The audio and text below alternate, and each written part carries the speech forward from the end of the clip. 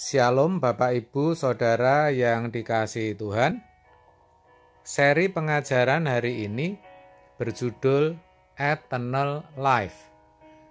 Saya percaya setiap orang Kristen pasti tidak asing dengan yang namanya eternal life atau hidup yang kekal. Saudara, kekristenan memang mengajarkan akibat atau hasil dari anugerah keselamatan di dalam Kristus Yesus, yaitu hidup yang kekal. Maka tidak heran kalau dalam pemahaman kebanyakan orang Kristen, ketika mereka menerima anugerah atau kemurahan Allah itu, yang berarti tidak menolaknya, mereka akan beroleh eternal life atau hidup yang kekal.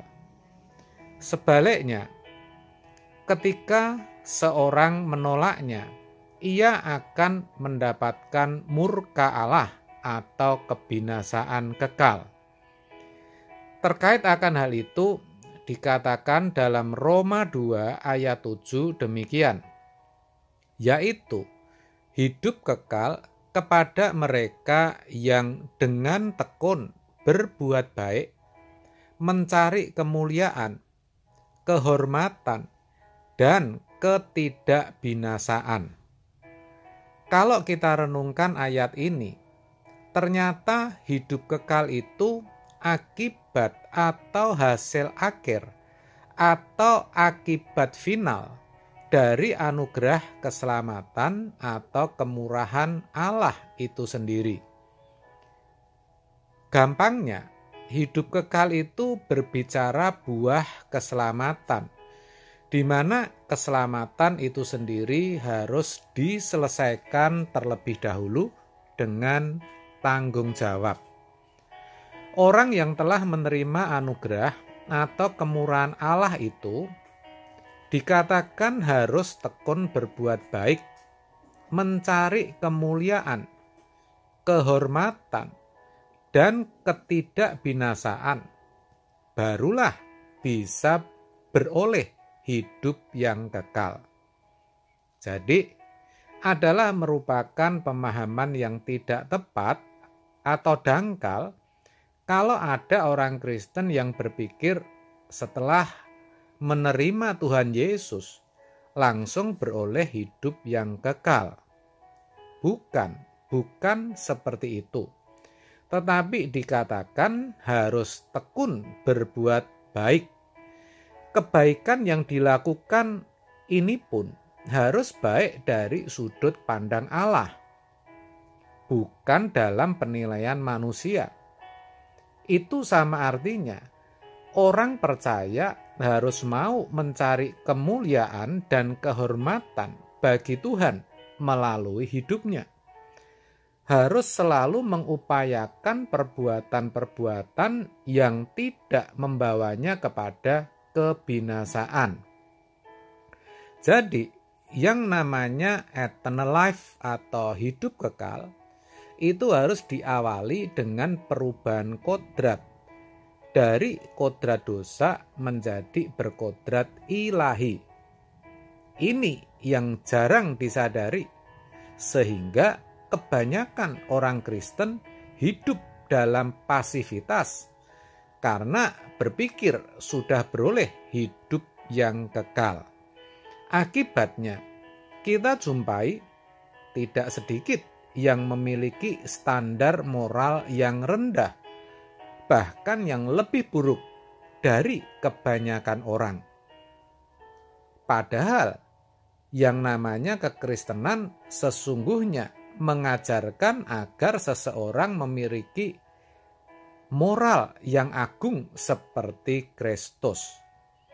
Oleh sebab itu, melalui penjelasan ini kita diingatkan bahwa sebelum kita beroleh hidup yang kekal, ada suatu tanggung jawab yang harus kita kerjakan terlebih dahulu, yaitu mengenakan kodrat ilahi atau menggelar hidup yang sempurna seperti Bapa atau serupa dengan Yesus. Untuk itu, Allah juga telah menyediakan segala sesuatu yang dibutuhkan. Dalam 2 Petrus 1 ayat 3-4 dikatakan demikian. Karena kuasa ilahinya telah menganugerahkan kepada kita segala sesuatu yang berguna untuk hidup yang saleh. Perhatikan saudara, itu artinya segala sesuatu yang dibutuhkan untuk mengenakan kodrat ilahi itu sudah dianugerahkan kepada kita, yaitu oleh pengenalan kita akan Dia yang telah memanggil kita oleh kuasanya yang mulia dan ajaib. Dengan jalan itu, Ia telah menganugerahkan kepada kita janji-janji yang berharga dan yang sangat besar, supaya olehnya kamu boleh mengambil bagian dalam kodrat ilahi dan luput dari hawa nafsu duniawi yang membinasakan dunia. Di sini sangat jelas saudara, dikatakan bahwa kita bisa mengambil bagian dalam kodrat ilahi dan luput dari hawa nafsu duniawi yang membinasakan dunia, yang akan membawa kita kepada murka Allah. Hal itu dimungkinkan karena adanya kuasa ilahi yang diberikan kepada kita ketika kita percaya. Maka dalam Yohanes 1 ayat 12 dikatakan, tetapi semua orang yang menerimanya, menerima Kristus maksudnya, diberinya kuasa supaya menjadi anak-anak Allah, yaitu mereka yang percaya dalam namanya.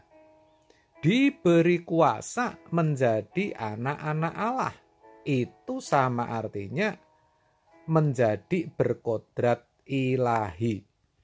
Dengan demikian, kita tahu sekarang bahwa untuk beroleh hidup yang kekal itu bukanlah sesuatu yang otomatis bisa diperoleh ketika seseorang menerima anugerah keselamatan atau kemurahan Allah, tetapi harus diperjuangkan dengan tekun melalui perbuatan baik yang memuliakan Allah, yang mendatangkan kehormatan bagi Allah.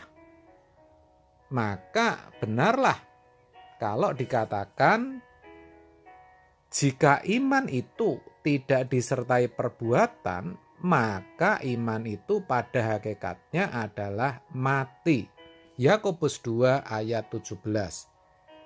Oleh sebab itu, saudara, mari kita sadar bahwa kita harus menyikapi kemurahan Allah, anugerah itu dengan benar, yaitu berjuang untuk mengenakan kodrat ilahi supaya kita juga bisa beroleh hidup yang kekal.